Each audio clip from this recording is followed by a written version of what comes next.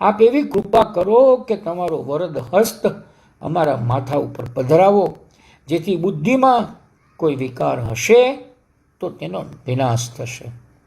સૂક્ષ્મ રીતે બુદ્ધિમાં વિકાર રહે, પ્રભુ કૃપા કરે ત્યારે તેનો નાશ થાય છે.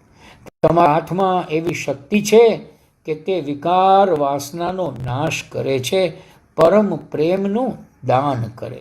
પ્રભુના વરદ હસ્તને 4 વિશેષણો આપ્યા છે: વિચરિતા ભયમ, કામદમ, શ્રીકર ગ્રહમ, સંસ્કૃતે ભર્યા.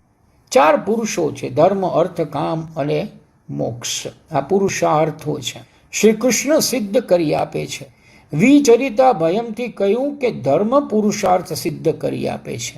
કામદમથી કહ્યું કે કામ પુરુષાર્થ સિદ્ધ કરી આપે છે. શ્રીકરથી કહ્યું તે અર્થ આપે છે. સંસ્કૃતેર ભયાત તે મોક્ષ પુરુષાર્થ સિદ્ધ કરી આપે છે. કર્મ, ભક્તિ અને જ્ઞાન એ ત્રણેયનો સમન્વય આ શ્લોકમાં છે. તનનું ભોજન છે અન્ન, બુદ્ધિનું ભોજન છે જ્ઞાન અને મનનું ભોજન છે ભક્તિ. ભક્તિથી મન એકાગ્ર થાય છે. બુદ્ધિથી સર્વમાં શ્રી કૃષ્ણના દર્શન થાય છે. સંસારમાં 2 દુઃખ મોટા છે: જન્મ મરણનું દુઃખ અને સંયોગ વિયોગનું દુઃખ. હરિ